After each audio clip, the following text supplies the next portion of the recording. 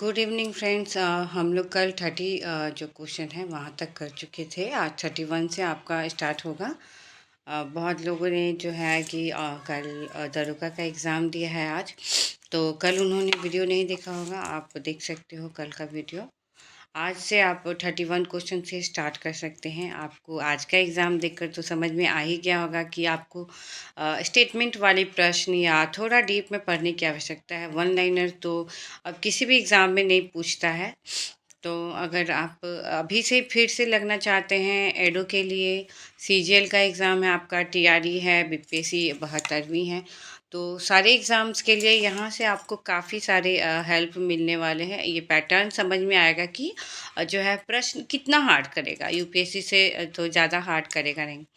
तो अगर उसी का ही प्रश्न अच्छे से सॉल्व कर लिया जाए तो बहुत ही अच्छा होगा। चलिए हम लोग जो है स्टार्ट करते हैं। 31 क्वेश्चन देखिए। अशोक ने कलिंग को मौर्य साम्राज्य में शामिल कर लिया। कलिंग जो है दक्षिण भारत से आने वाले स्थलीय और समुद्री मार्गों को नियंत्रित करता था। तो आंसर इसका आप बताइए क्या होगा। ए और आर दोनों सही है। आर ए की सही व्याख्या है। अशोक ने कलिंग को मौर्य साम्राज्य में शामिल कर लिया, क्योंकि कलिंग जो है, कलिंग जो स्थान है उसका कुछ इम्पोर्टेंस होगा, इसलिए शामिल किया। तो कलिंग जो है दक्षिण भारत से आने वाले जो भी स्थलीय और समुद्री मार्ग हैं उसको नियंत्रित करता था। ठीक है, चलिए इसका एक्सप्लेनेशन देखते हैं हम लोग। अशोक द्वारा कलिंग पर नियंत्रण करना भारतीय इतिहास की एक महत्वपूर्ण घटना थी, जो मौर्य साम्राज्य के दौरान 261 ईसा पूर्व के आसपास घटित हुई थी। अशोक ने स्वयं शिलालेख 13वां शिलालेख है ना उसका, उसमें आपने कलिंग युद्ध के प्रभाव का वर्णन भी किया है। एक कथन सत्य इसलिए है क्योंकि कलिंग युद्ध के बाद कलिंग पर कब्जा कर लिया गया था और 261 ईसा पूर्व उनके शासनकाल की एक महत्वपूर्ण घटना थी। इसने उस पर गहरा प्रभाव डाला। बाद में उन्होंने बौद्ध धर्म को अपनाया। धम्म जो सिद्धांत है उनका।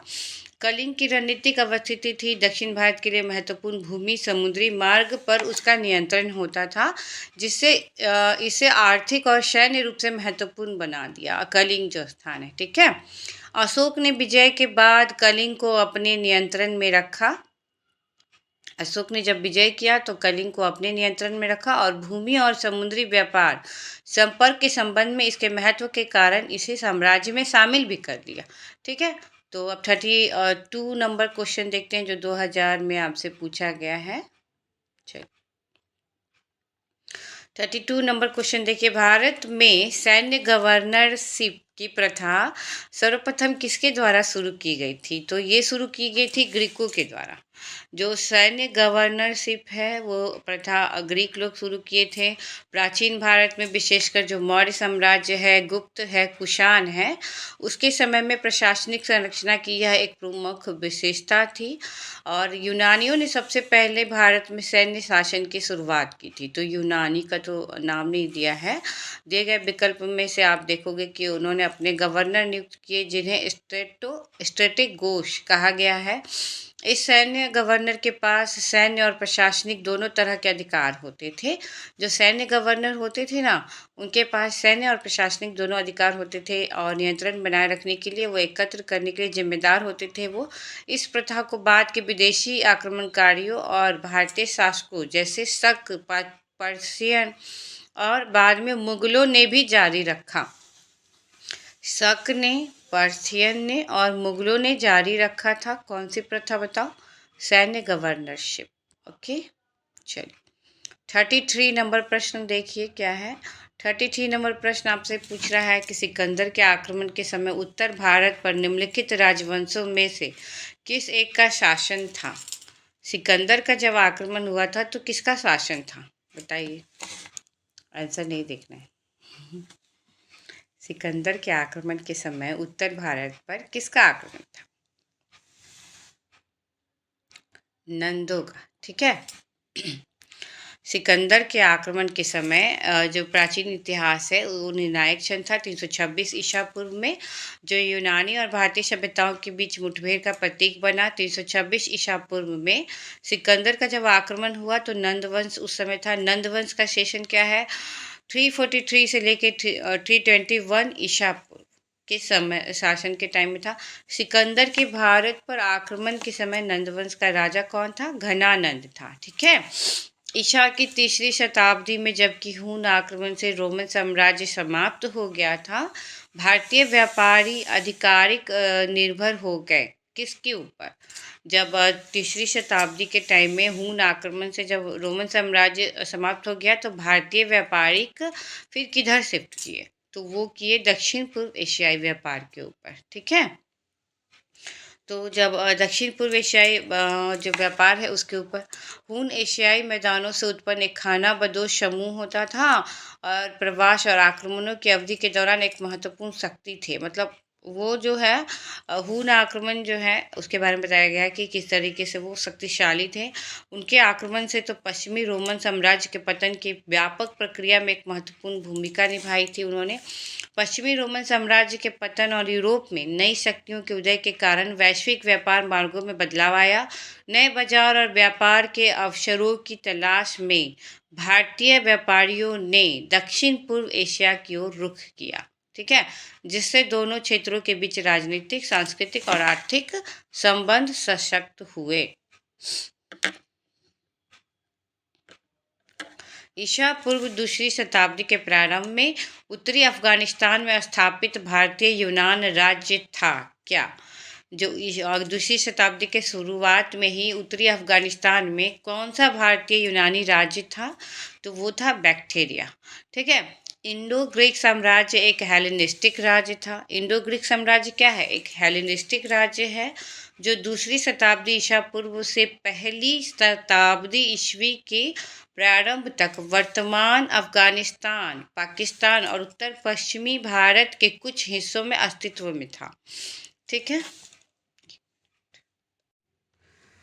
ईसा पूर्व दूसरी शताब्दी के प्रारंभ में उत्तरी अफगानिस्तान में बैक्टेरियों का जो है कि यूनानी राज्य था। ये इंडो ग्रीक साम्राज्य एक हेलेनिस्टिक राज्य था जो दूसरी शताब्दी ईसा पूर्व से पहली शताब्दी ईस्वी के प्रारंभ तक वर्तमान अफगानिस्तान हो गया, पाकिस्तान और उत्तर पश्चिम भारत के कुछ हिस्सों में अस्तित्व में था। ठीक है। बैक्टेरिया ईरानी लोगों की प्राचीन सभ्यता थी। ईरानी लोगों की प्राचीन सभ्यता थी। प्राचीन बैक्टेरिया जो है हिंदू कुश पर्वत श्रृंखला और आमू दरिया नदी के बीच अवस्थित था। हिंदू कुश पर्वत श्रृंखला कौन से दो देशों के बीच अवस्थित है बताओ? और आमू दरिया नदी के बीच अवस्थित था कौन सा? ये जो है बैक्टेरिया। ठीक है। जो आधुनिक अफगानिस्तान और ताजिकिस्तान तक विस्तृत समतल क्षेत्र को शामिल करता था। अफगानिस्तान और ताजिकिस्तान के क्षेत्र तक फैला हुआ था। सिकंदर महान की विजय के बाद बैक्टेरिया एक यूनानी राज्य बन गया और बाद में विभिन्न इंडो ग्रीक राजाओं के शासन में आ गया। ठीक है। जब सिकंदर महान का विजय हुआ तो बैक्टेरिया एक यूनानी राज्य बन गया था और बाद में वो इंडो ग्रीक राजाओं के शासन में आ गया। ठीक है। सिथिया के बारे में हम लोग जानते हैं, जो ऑप्शन में आपका दिया हुआ सिथिया है, आर्या है और जेड्रासिया है। तो ये चारों ऑप्शंस को डील करते हैं। ये इस एक्सप्लेनेशन इसका काफ़ी अच्छा मुझे लगा, तो मैंने चाहा कि आपका जो है रिवीजन आपका भी हो जाए। सिथिया जो है साम्राज्य में मध्य एशिया और उत्तर पूर्वी यूरोप के आसपास का क्षेत्र शामिल था। सिथिया साम्राज्य में मध्य एशिया, ठीक है, और उत्तर पूर्वी यूरोप जो है आपका उत्तर पूर्वी यूरोप के आसपास का क्षेत्र शामिल था। यह केवल दूसरी शताब्दी ईसा पूर्व के अंत में था कि उन्होंने अफगानिस्तान क्षेत्र पर आक्रमण किया। यह केवल दूसरी शताब्दी ईसा पूर्व के अंत में था कि उन्होंने अफगानिस्तान क्षेत्र पर आक्रमण किया था। जेड्रासिया जो है वो सही नहीं है, क्योंकि जो जेड्रासिया है ना वो इंडो ग्रीक साम्राज्य से जुड़ा कोई ऐतिहासिक क्षेत्र या राज्य जेड्रासिया के रूप में नहीं जाना जाता है। आर्या जो है वो प्राचीन फारसी और ग्रीक इतिहास में महत्वपूर्ण था। वह क्षेत्र नहीं था जहाँ इंडो ग्रीक साम्राज्य की स्थापना हुई, तो सिर्फ बैक्टेरिया ही होगा। ठीक है। अच्छा, यूनानी, कुषाण एवं शकों में से कई ने हिंदू धर्म के स्थान पर बौद्ध धर्म को अपनाया, क्योंकि वो जाति प्रथा से अभिनूत हिंदू धर्म की ओर आकर्षित नहीं हुए। जो यूनानी है, कुषाण है और शक है, ठीक है, तो उन्होंने कई जो हिंदू धर्म के स्थान पर उन्होंने बौद्ध धर्म को क्यों अपनाया? क्योंकि वो जाति प्रथा से अभिन्नत तो हिंदू धर्म की ओर आकर्षित नहीं हुए। उस समय भी पता था कि हिंदू धर्म में काफ़ी जो है जाति प्रथा है, इसलिए यूनानी, कुषाण और शक लोग हिंदू धर्म के स्थान पे बौद्ध धर्म को अपनाए। ठीक है, मौर्योत्तर काल में यूनानी जो थे, यूनानी का आप देख लो स्टेटस क्या था। जो उत्तर पश्चिमी भारत में दूसरी शताब्दी ईसा पूर्व से पहली शताब्दी ईस्वी तक, ठीक है, उत्तर पश्चिमी भारत में यूनानी लोग थे दूसरी शताब्दी ईसा पूर्व से पहली शताब्दी ईस्वी तक। कुषाण कहाँ थे? उत्तरी भारत और मध्य एशिया में पहली से तीसरी शताब्दी तक कुषाण लोग उत्तर भारत में थे और मध्य एशिया। ठीक है, शक का देखो कहाँ पे है, तो शक पश्चिमी भारत में दूसरी शताब्दी ईसा पूर्व से चौथी शताब्दी ईस्वी तक प्रमुख शक्तियाँ थी। यूनान, कुषाण और शक को अपने शासन के लिए वैधता की आवश्यकता थी ताकि लोग उन्हें अपना राजा मान सके। स्थानीय धर्म को स्वीकार करना वैधता प्राप्त करने का सबसे अच्छा तरीका होता है। बौद्ध धर्म ने, धर्म को तो काफ़ी जगह पे आप देखिए होगे बनाया जाता है आधा धर्म, जो है बौद्ध धर्म ने हिंदू धर्म जिसमें जन्म से संबंधित जाति संरचना बहुत सख्त थी की तुलना में सबसे आसान प्रवेश प्रदान किया। ठीक है, ये आपका 36 नंबर हो गया। 37 नंबर प्रश्न में आते हैं हम लोग। 37 आप देखो, निम्नलिखित में से कौन सा एक ईसा पूर्व छठी शताब्दी के प्रारंभ में भारत का सर्वाधिक शक्तिशाली नगर राज्य था? बताओ, निम्नलिखित में से कौन सा एक ऐसा है जो ईसा पूर्व छठी शताब्दी के प्रारंभ में जो छठी जो है शताब्दी के प्रारंभ में कौन सा एक था जो सबसे सर्वाधिक शक्तिशाली नगर राज्य था? तो वो आपका मगध था। हमारा जो क्षेत्र है मगध का क्षेत्र, ठीक है। महाजनपद उत्तर और उत्तर पूर्वी भारत में ईसा पूर्व छठी शताब्दी के आसपास के 16 प्राचीन राज्य या गणराज्य थे। उनकी भारत के राजनीतिक, सामाजिक, सांस्कृतिक परिदृश्य को आकार देने में महत्वपूर्ण भूमिका थी, जिनमें से प्रत्येक की अपनी शासन प्रणाली थी। ठीक है, मगध जो है वो 6वीं शताब्दी ईसा पूर्व के दौरान भारत का सबसे शक्तिशाली नगर राज्य था। 6वीं शताब्दी ईसा पूर्व में और 8वीं शताब्दी ईस्वी के बीच कई बड़े राज्य और साम्राज्य का केंद्र बन गया था मगध।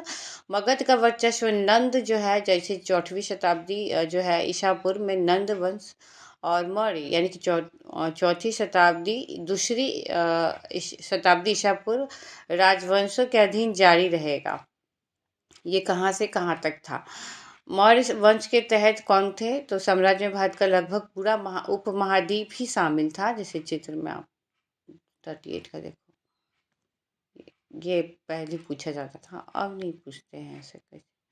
ठीक है, तो ये आपका अशोक से उसके शासनकाल के अंतिम समय का क्षेत्र है। आपको क्षेत्र भी याद रखना पड़ेगा यूपीएससी का स्टूडेंट। ठीक है, तो अपने शासनकाल के अंत में जो है अशोक का ये जो साम्राज्य है, अशोक का साम्राज्य प्राचीन भारत के सबसे बड़े और सबसे एकीकृत साम्राज्यों में से एक था, जो एक विशाल क्षेत्र में विस्तृत है।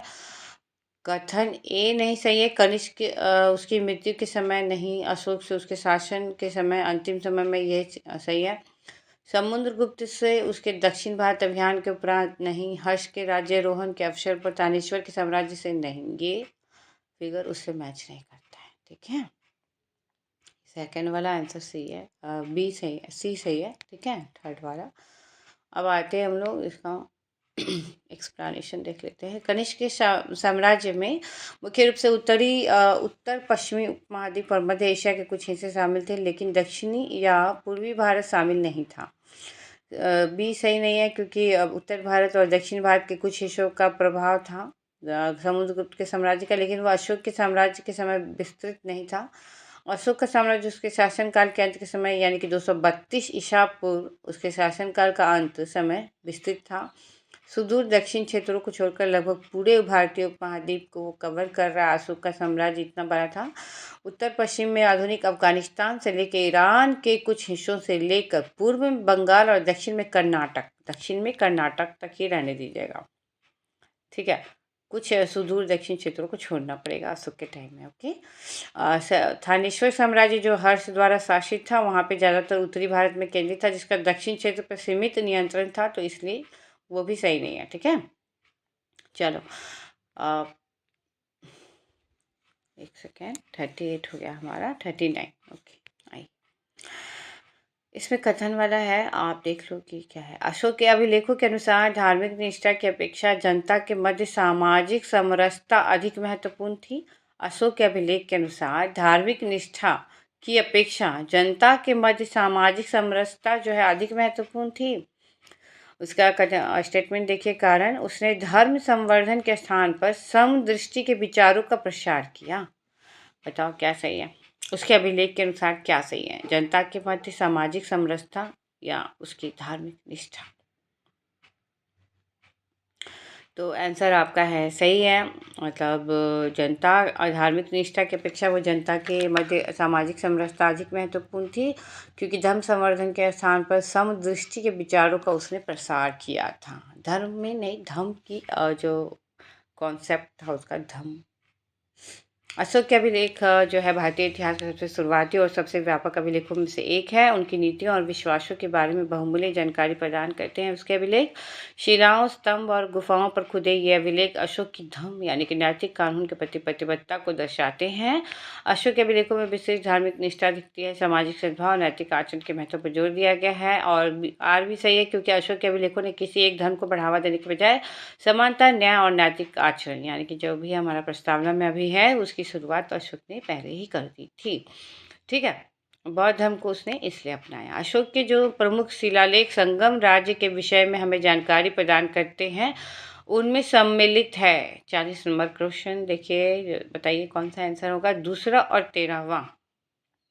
संगम राज्य के बारे में सेकंड नंबर और 13वां शिलालेख जो है संगम राज्य के बारे में बताता है। एक्सप्लेनेशन पढ़ते हैं। देखिए, हम खुद से अपना क्या ही समझाएं, अपना नोट्स क्या ही बताएं, इसका तो एक्सप्लेनेशन सब कुछ दे ही दिया है, तो बहुत ज़्यादा वीडियो लंबा हो जाएगा। ठीक है, इसलिए मैं अपना कुछ भी ऐड नहीं कर रही हूँ। ठीक है, चलो।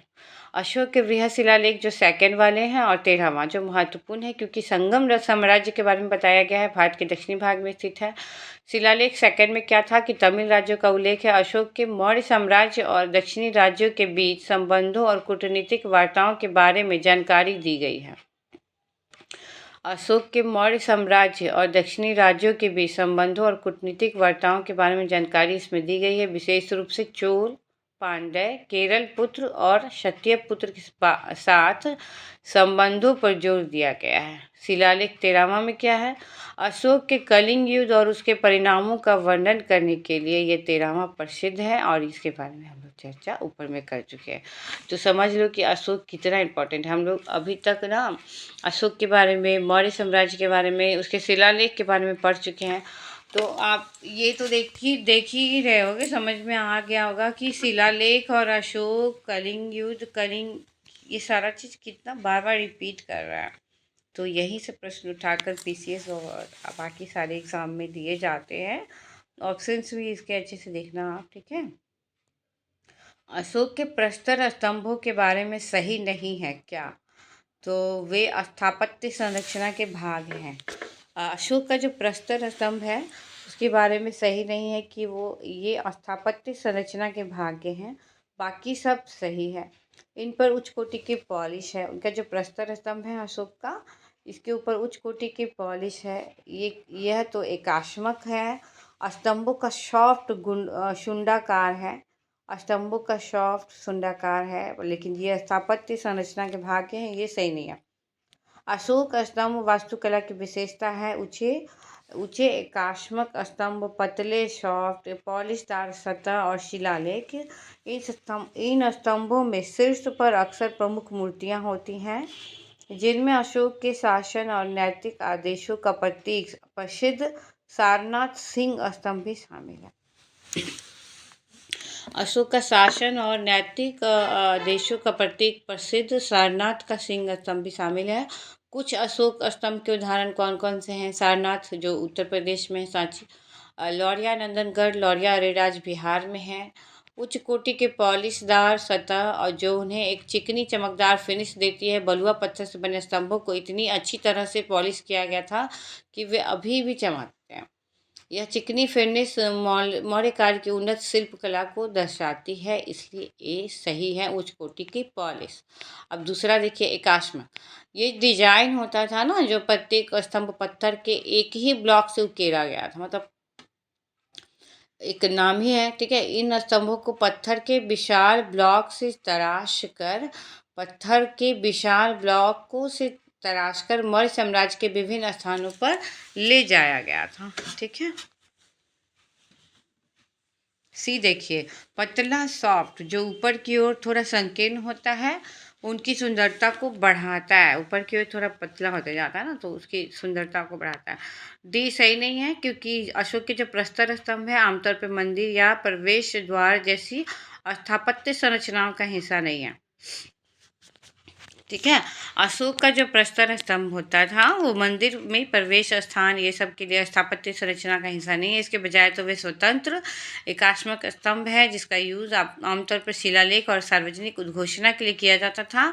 इन स्तंभों को घटनाओं की याद दिलाने के लिए, शाही फरमान व्यक्त करने के लिए, अशोक के धर्म को फैलाने के लिए महत्वपूर्ण स्थान रखता था। ये सब बहुत ही बेसिक नॉलेज है जो कि आप पढ़े होंगे, यहाँ तक कि लूसेंट में भी आपको दिया हुआ है ये सारा चीज़, ठीक है। और हम लोग जब डिटेल करेंगे ना सारे टॉपिक्स का तो हम लोग इसको फिर से एक बार देखेंगे जरूर, ठीक है। किस एक राज्य देश में अशोक के व्यक्तिगत नाम का उल्लेख मिलता है, तो मास्की है। मास्की जो है वो है, ठीक है। भारतीय उपमहाद्वीप में शिला स्तंभ गुफा की दीवार उत्कीर्ण अभिलेख की एक श्रृंखला है। 3री शताब्दी ईसा पूर्व में आप देखोगे कि मौर्य राजवंश के सम्राट जो अशोक द्वारा बनवाया गया था।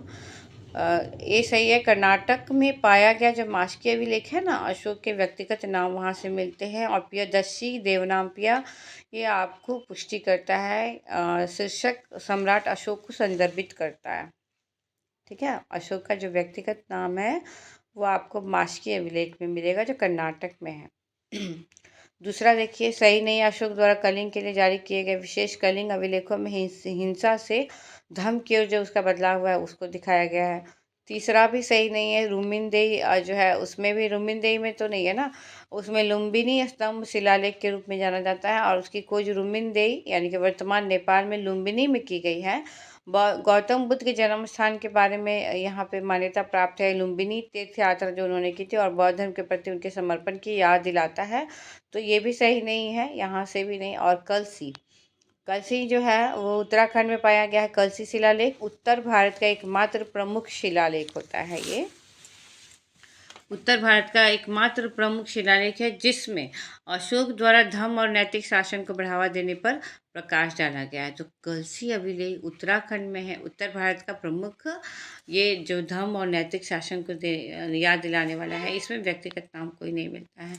इसमें देखिए आपको बहुत अच्छे से ना वो दिया हुआ है आपका कहाँ से शिलालेख वगैरह पाया गया है, वो लोकेशन, ठीक है। 43 नंबर प्रश्न में आते हैं हम लोग।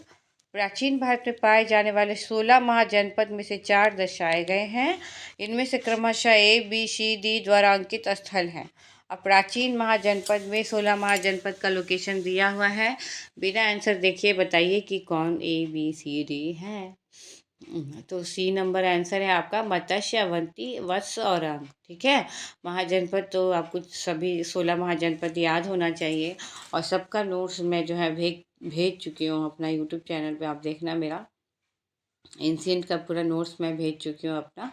महाजनपद 16 शक्तिशाली राज्य थे प्राचीन भारत में। 6ठी शताब्दी ईसा पूर्व के आसपास जो है यहाँ पे ऐतिहासिक काल के दौरान ये उभरे थे। 16 महाजनपदों का नाम दिया हुआ है और इसके बारे में आपको जो है कि डिटेल्स आपको वहाँ मिल जाएगा, रूसेंट में भी मिल जाएगा, बहुत ईजी है। महाजनपद 16 शक्तिशाली राज्य थे भारत में लगभग 6ठी शताब्दी ईसा पूर्व में प्रारंभिक ऐतिहासिक काल के दौरान उभरे थे। यही सारा चीज़ बॉक्स में भी दिया हुआ है। 43 आपका क्वेश्चन है। 44 में आते हैं हम लोग। गुप्त वंश के पतन से लेकर आरंभिक 7वीं शताब्दी में हर्षवर्धन के उत्थान तक, ठीक है। गुप्त वंश का पतन हो गया और हर्षवर्धन का जब उत्थान हो गया उस समय किन राज्यों का शासन हुआ था उत्तर भारत में। तो आंसर आपका है 1 3 4 6। 1 यानी कि मगध के गुप्त, ओके। 3 यानी कि थानेश्वर के पुष्यभूति। 4 यानी कि कन्नौज के मौखरी और 6 यानी कि वल्लभी के मैत्रक। तो मगध के गुप्त, थानेश्वर के पुष्यभूति लोग, कन्नौज के मौखरी और जो है आपका वल्लभी के मैत्रक, यानी कि 2 और 5 नहीं है, यानी कि मालवा के परमार और देवगिरी के यादव जो है ना, वो गुप्त वंश और हर्षवर्धन के बीच के नहीं हैं। मालवा के परमार और देवगिरी के यादव, बाकी सभी हैं 1 3 4 6 है। ठीक है। गुप्त काल के बाद भारत में क्षेत्रीय राज्यों का उदय हुआ और राजनीतिक शक्ति का विखंडन हो रहा था उस समय, और केंद्रीकृत शासन में गिरावट आई, जिससे राजनीतिक परिदृश्य अधिक विकेंद्रीकृत हो गया था। बी सही है कि जो है कि हुनों के आक्रमण के कारण गुप्त साम्राज्य कमजोर हो गया था। उत्तर भारत में कई स्वतंत्र राज्यों का उदय हुआ, जैसे मालवा के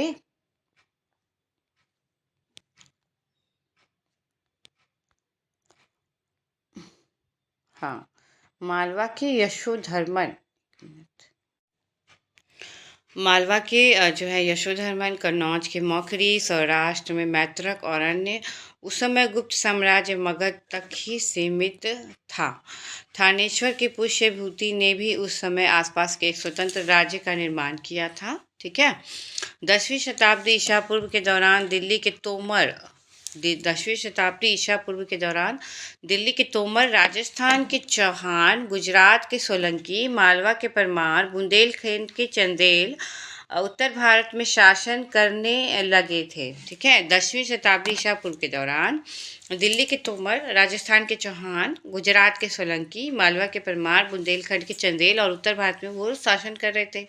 14वीं शताब्दी ईसा पूर्व के दौरान देवगिरी का यादव वंश, यानी कि महाराष्ट्र में था। देवगिरी का जो यादव वंश है महाराष्ट्र में था। ठीक है। दक्कन का एक महत्वपूर्ण शासक बन गया था। विकल्प 2 और 5 इसलिए हटा दिया गया है। ठीक है। देख लो, इसमें अच्छे से आपका ना दिया हुआ है सब। चलिए 45 नंबर प्रश्न में आते हैं हम लोग। 45 नंबर प्रश्न क्या कहता है आपका कि भारत के इतिहास के संदर्भ में कुल्यवाप और द्रोणवाप शब्द क्या था। तो ये भूमि माप के लिए था। गुप्त काल के दौरान भूमि जो है धन का प्राथमिक स्रोत थी। पुजारियों, अधिकारियों और सैन्य अधिकारियों को भूमि अनुदान के साथ सामंती जैसी संरचना को बढ़ावा दिया गया था। गुप्त काल के समय में भूमि जो धन थी वो प्राथमिक स्रोत थी, भूमि धन का। ठीक है। मनी का। पुजारियों, अधिकारियों और सैन्य अधिकारियों को भूमि अनुदान के साथ साथ सामंती जैसी संरचना को बढ़ावा दिया इन्होंने। भूमि माप मानकीकृत इकाइयों का उपयोग करके की गई थी। ठीक है। और इन मापों का उपयोग कराधान, भूमि अनुदान, कृषि उद्देश्यों के लिए किया गया, जो भूमि प्रबंधन की एक संगठित प्रणाली को दर्शाता है। ठीक है। भूमि अनुदान कृषि उद्देश्यों के लिए किया गया था, और ये जो है ना भूमि प्रबंधन की एक संगठित विशेषता प्रणाली को दर्शाता है, इसलिए सही उत्तर जो है ए है। गुप्त काल के दौरान निर्वतन, कुल्यवाप, द्रोणवाप जैसे विभिन्न भूमापक प्रयोग किए जाते थे। नाम याद रखना, ये सारे टर्म्स पूछे जाते हैं। बंगाल के शिलालेख में थे कुल्यवाप और द्रोणवाप शब्दों का उल्लेख है। कहाँ पे है कुल्यवाप और द्रोणवाप का? बंगाल के शिलालेख में है। ठीक है। वाप शब्द का अर्थ बोना। अच्छा, बोना होता था। कुल्यवाप का अर्थ है एक कुल्य अनाज बोने के लिए आवश्यक भूमि, और द्रोणवाप एक द्रोण अनाज बोने के लिए आवश्यक भूमि या क्षेत्र। ठीक है। एक कुल्य 8 द्रोण के बराबर होता था। एक कुल्य 8 द्रोण के बराबर होता था, यानी कि द्रोण बड़ा होता था ना।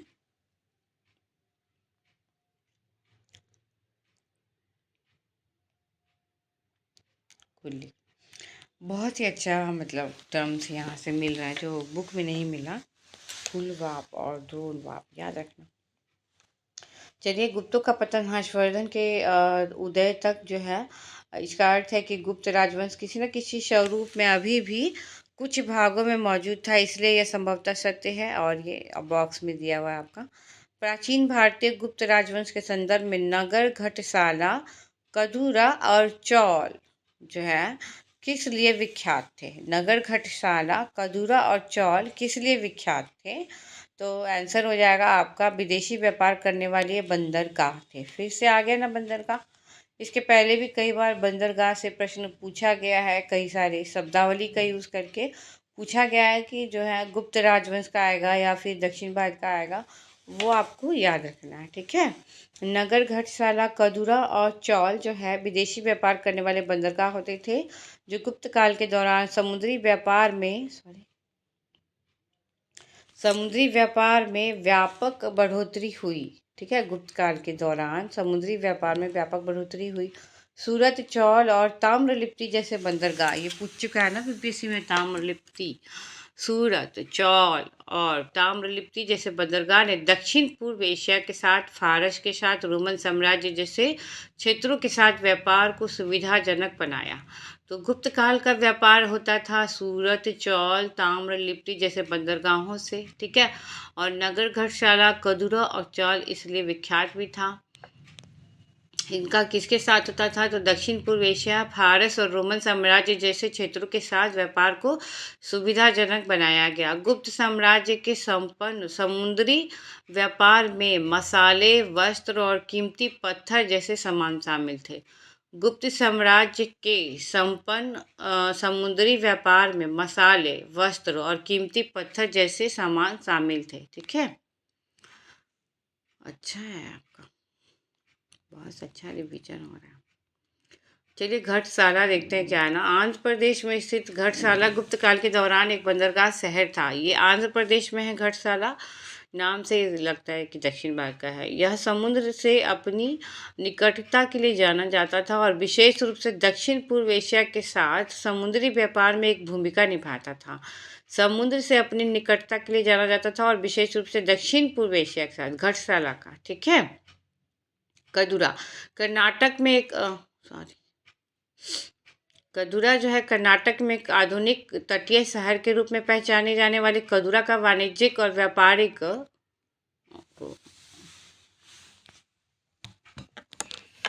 कदूरा जो है ना वो कर्नाटक में था। ठीक है। और यहाँ पे वाणिज्यिक और व्यापारिक महत्व वाला एक प्रमुख तटीय शहर है ये। चौल जो है, चौल वो चौल राजवंश का बात नहीं हो रहा है यहाँ पे। चौल महाराष्ट्र में भारत के पश्चिमी तट पर स्थित चौल जो है वो गुप्त साम्राज्य का प्रमुख बंदरगाह था, विशेष रूप से फारस और अरब के साथ। जो फारस और अरब के साथ चौल का, दक्षिण पूर्व एशिया के साथ घटसाला का, जो आंध्र प्रदेश में है, कदूरा कर्नाटक में, चौल महाराष्ट्र में है। ठीक है। और ये विदेशी व्यापार का एक केंद्र थे, बंदरगाह थे, ये याद रखना। कहीं भी प्रश्न आपसे इससे पूछा जा सकता है। बीपीएससी एडू में, सीजीएल में, आपका दरोगा का एग्ज़ाम में, किसी भी एग्ज़ाम में, यूपी, पीसीएस, झारखंड, ओ कई सारे एग्ज़ाम हैं, मतलब झड़ी लग गई है एग्ज़ाम की। गुप्त काल के दौरान भारत में बलात् श्रम के संबंध में निम्नलिखित में से कौन सा कथन सही है? ठीक है। तो विष्टि जिसको हम लोग कहते थे ना, बलात् श्रम। ओके, चलो तो कथन पहले पढ़ लेते ना।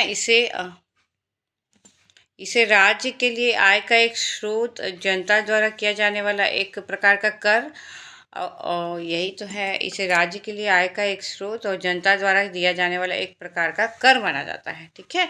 एक्सप्लेनेशन देख लेते हैं इसका। ऑप्शंस ऐसा और कुछ नहीं है, चारों ऑप्शन में आप देख सकते हो, पढ़ सकते हो। आप चारों ऑप्शन पढ़ लीजिए आप।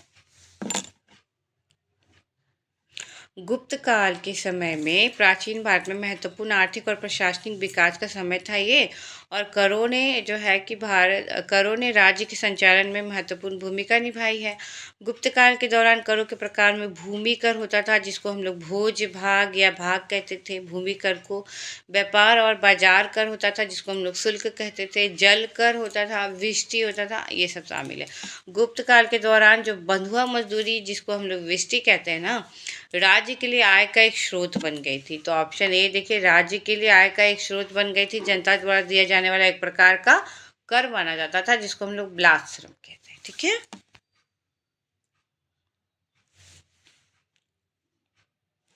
गुप्त काल के दौरान जो है कर का जो आय का एक स्रोत बन गई थी, इसे कराधान के रूप में भी देखा गया है। विष्टि करों के बदले में बंधुआ मजदूरी कराई जाती थी। विष्टि करों के बदले में बंधुआ मजदूरी कराई जाती थी, अतः कोई साप्ताहिक मजदूरी का प्रावधान नहीं था। कोई साप्ताहिक मजदूरी का प्रावधान नहीं था। विशेष रूप से परिवार के सबसे बड़े बेटे को ही नहीं बल्कि परिवार से किसी को भी बंधुआ मजदूर के रूप में भेजा जा सकता था। तो ऑप्शन में गलत हो गया। एक तो ज्येष्ठ पुत्र पुत्र का बात कर रहा है, फिर बोल रहा है साप्ताहिक मजदूरी, तो नहीं, बाल श्रमिक में साप्ताहिक मजदूरी का हकदार भी नहीं होता था। और न ही ज्येष्ठ पुत्र की जो कोई अवधारणा थी गुप्त साम्राज्य के मध्य प्रदेश तथा काठियावाड़ क्षेत्र में पूर्णतः अविद्यमान था। नहीं, ये भी गलत है। ठीक है, तो ये साप्ताहिक मजदूरी का कोई प्रावधान नहीं था, विशेष रूप से बड़े बेटे का कोई नहीं, कोई भी आ सकता है बंधुआ मजदूरी के लिए। बॉक्स में देखते हैं हम लोग। गुप्त काल प्राचीन भारत में महत्वपूर्ण आर्थिक और प्रशासनिक विकास का समय था। करों ने राज्य के कामकाज में महत्वपूर्ण भूमिका भी निभाई है, और करों के बारे में ऊपर हम लोग पढ़ चुके हैं। पूरी तरह से अनुपस्थित एक अतिशयोक्तिपूर्ण वाक्यांश है विकल्प बी, जो है ना कि आप खुद ही लॉजिक लगा के आप हटा सकते हो कि यह गुप्त साम्राज्य के मध्य प्रदेश और काठियावाड़ क्षेत्र में पूर्णतः विद्यमान था। मतलब इस टाइप का नाम रहे ना कि किस ओनली, या फिर सिर्फ यहीं, ऐसा कुछ नाम रहे, या पूर्णतः पूरी तरीके से, तो ये आपको ऐसे भी गलती हो जाएगा। ठीक है, पूरी तरह से अनुपस्थित एक अतिशयोक्तिपूर्ण है, अविद्यमान था, इसलिए यह कथन गलत है। विकल्प सी, तर्क का विरोधाभास है। कोई व्यक्ति जबरन श्रम कर रहा हो तो फिर भी उसे नियमित भुगतान मिल रहा हो, जैसे कि वह स्वेच्छा से कार्य कर रहा हो, यह संभव भी नहीं है। जैसे कि सी में आप देख सकते हो, मजदूर के जो बाल श्रमिक जो है साप्ताहिक मजदूरी का हकदार होता था, ऐसा कुछ नहीं है। मनरेगा टाइप का कुछ नहीं था, गारंटी रूप से आपको मिलेगा ही सारा कुछ। ठीक है ना, तो ये भी नहीं था। ज्येष्ठ पुत्र वाला भी अवधारणा गलत है। अब 48 में आते हैं। हाँ, बहुत बड़ा हो जाएगा वीडियो। थक गए हैं सुनते सुनते तो पानी पी लीजिए, और आपको जहाँ पे भी परेशानी हो आप कर सकते हैं। ठीक है, तो क्या हुआ आज जो आप लोग बहुत उबाऊ ऐसा नहीं बनाओ चेहरा। प्राचीन भारत तो बोरिंग लगता ही है, बट अच्छे से पढ़ो और बुक से पढ़ लेना एक बार।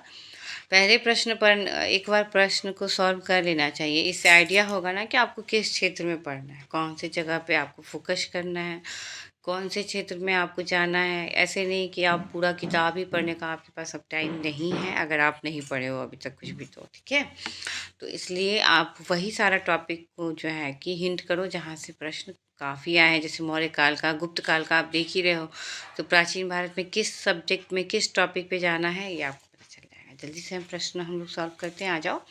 प्राचीन भारत में सामंती व्यवस्था का अभ्युदय सैनिक अभियानों में देखा जा सकता है। गुप्त काल में सामंती व्यवस्था का पर्याप्त विस्तार हुआ।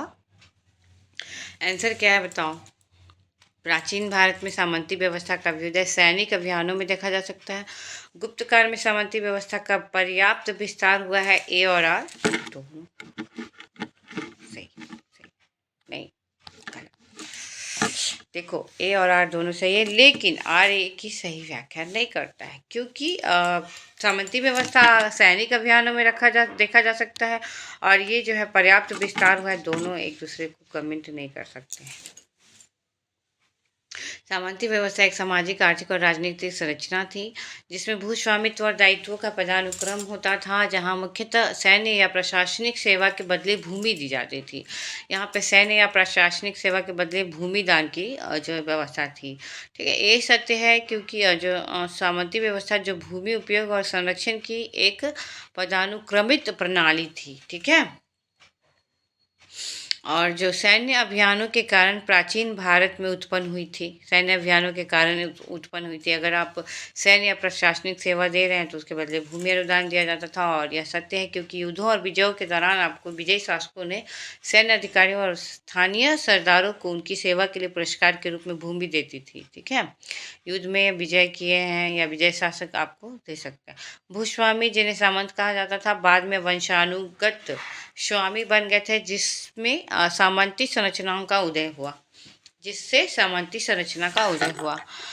आर देखिए वो भी सही है। मौर्योत्तर और गुप्त काल के दौरान सामंती व्यवस्था मुख्य राजतंत्र बन गई थी। मौर्य काल के बाद वाला काल मौर्योत्तर काल, और गुप्त काल के टाइम में जो सामंती व्यवस्था थी हमारी, ठीक है, तो वो क्या बन गई थी, जो मुख्य रूप से राजतंत्र बन गई थी। गुप्तों ने ब्राह्मणों, अधिकारियों और सामंतों को बड़े भूभाग यानी कि अग्रहार और भुक्ति, ठीक है, अग्रहार और भुक्ति। अग्रहार हम लोग ब्राह्मणों को दिया जाता था, अधिकारियों को भुक्ति। इन भूस्वामियों ने प्रशासनिक सैन्य नियंत्रण प्राप्त किया, जिससे सत्ता का और अधिक विकेंद्रीकरण हुआ। ठीक है, तो जो ब्राह्मणों को और अधिकारियों को, सामंतों को बड़े भूभाग दिए जाते थे, और ये भूस्वामी जो है वो प्रशासनिक और सैन्य नियंत्रण प्राप्त किए, सत्ता का अधिक विकेंद्रीकरण हो गया। अब सत्ता का विकेंद्रीकरण का मतलब कोई एक केंद्र, कोई एक राजा नहीं। ठीक है, हर क्षेत्र में अपना अपना अलग जो है कि व्यवस्था शुरू किया गया। सामंती व्यवस्था का विस्तार अन्य कारकों के माध्यम से हुआ, न कि केवल गुप्त काल के कारण हुआ। ठीक है, भारत में सामंतवाद का उदय विभिन्न विदेशी आक्रमणकारियों और शासकों के आगमन से भी प्रभावित हुआ था। जो ये सामंतवाद का उदय हुआ, विदेशी आक्रमण से भी हो सकता है और शासकों के आगमन से भी हो सकता है, सिर्फ गुप्त काल का कारण ऐसा नहीं है। ठीक है, गुप्त काल में उत्तर भारतीय व्यापार निम्नलिखित में से किस एक पत्तन द्वारा संचालित होता था? फिर से आ गया ना आपका, ये 99 में पूछा गया है और ये बीपीएससी का भी प्रश्न है आपका, ताम्रलिप्ति। ठीक है, तो कहने का मतलब ये है कि बंदरगाह से तो काफ़ी प्रश्न आते हैं, और जब भी आप कोई गुप्त काल पढ़ो, मौर्य काल पढ़ो, तो उसका जो है धार्मिक, प्रशासनिक और आर्थिक व्यवस्था जरूर देख लिया करिए, सांस्कृतिक व्यवस्था ये सब देख लीजिएगा। गुप्त साम्राज्य मुख्य रूप से उत्तरी भारतीय उपमहाद्वीप में केंद्रित होने के कारण पूर्वी अफ्रीका, दक्षिण पूर्व एशिया और मध्य पूर्व के साथ महत्वपूर्ण वाणिज्यिक संबंध रखता था।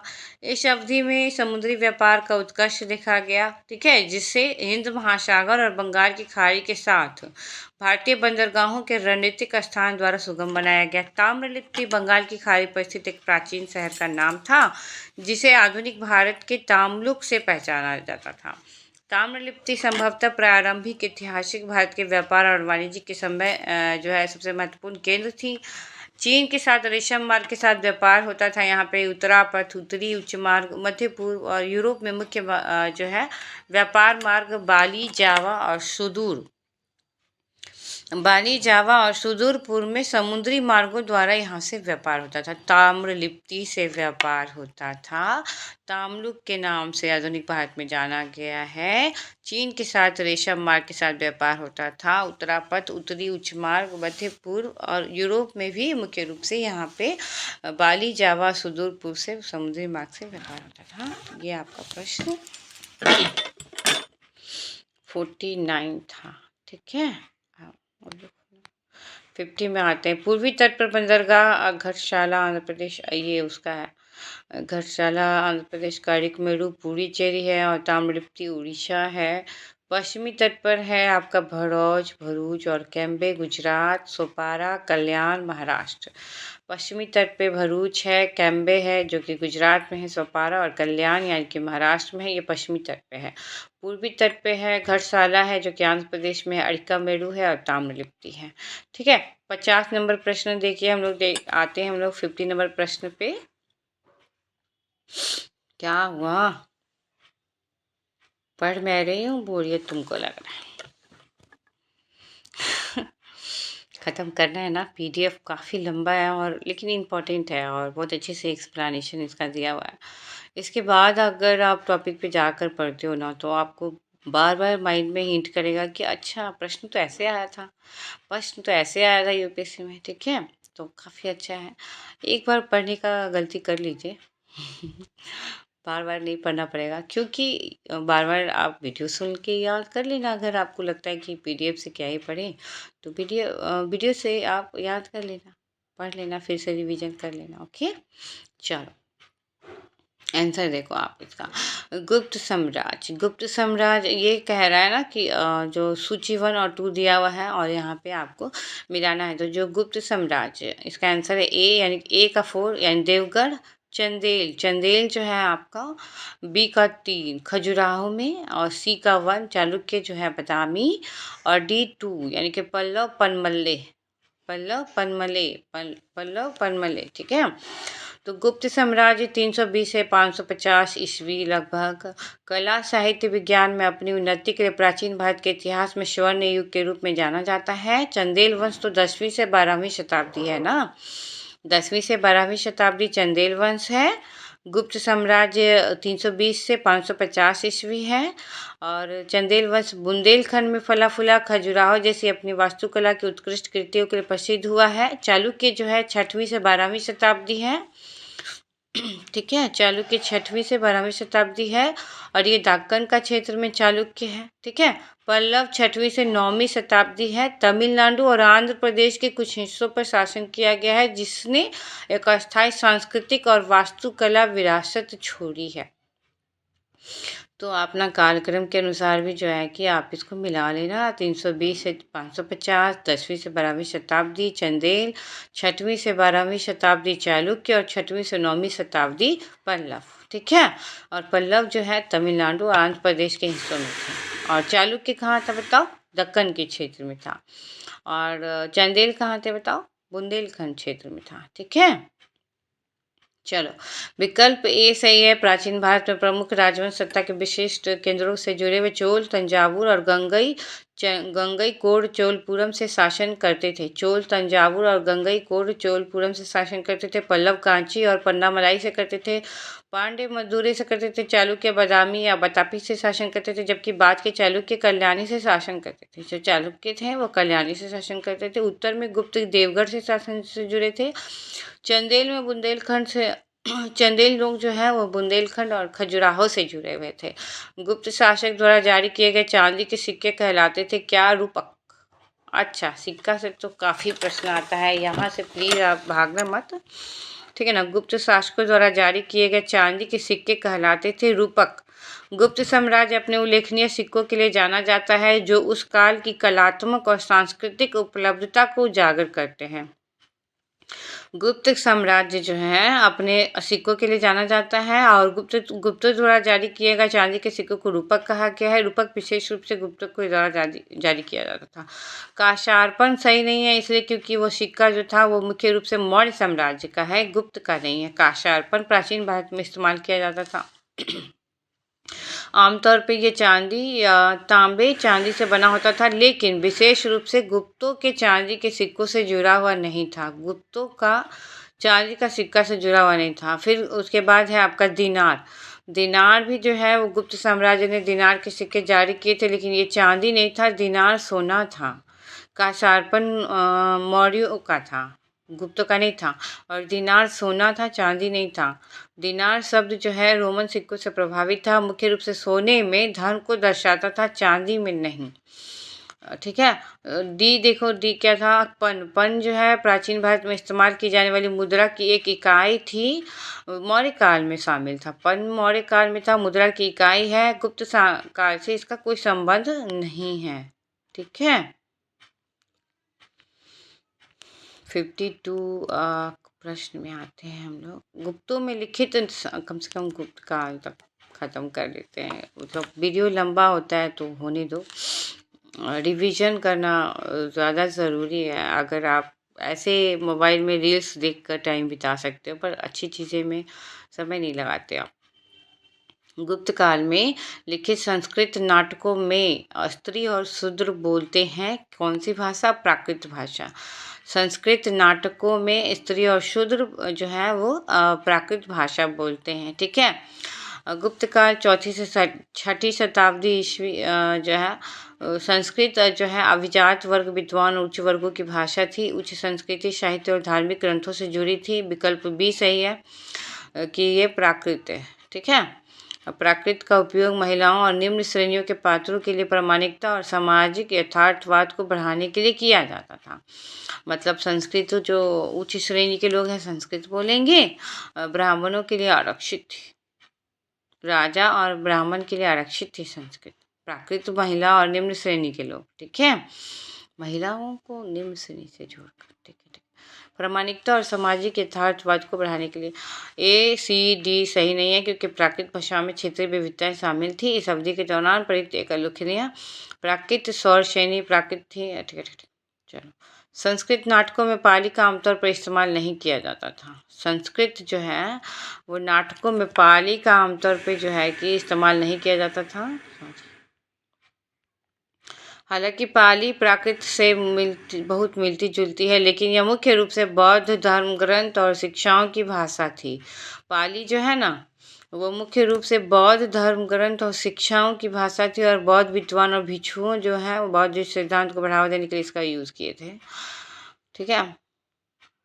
उस समय के संस्कृत नाटकीय साहित्य में पाली की भूमिका प्राकृत जितनी नहीं थी।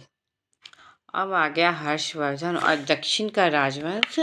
तो हम लोग ना 52 तक किए हैं, यानी कि गुप्ता तक हम लोग किए। हर्षवर्धन से हम लोग कल करेंगे। तो हर्षवर्धन का पढ़ के आना और दक्षिण का राजवंश पढ़ के आना, तब प्रश्न बनाने में मजा आएगा। ठीक है। अब आज तो आपका दरोगा का एग्ज़ाम ख़त्म हो गया। कल आप हर्षवर्धन के बाद पढ़ के आइएगा और आप कमेंट बॉक्स में बताइएगा आंसर। ठीक है फ्रेंड्स, थैंक यू।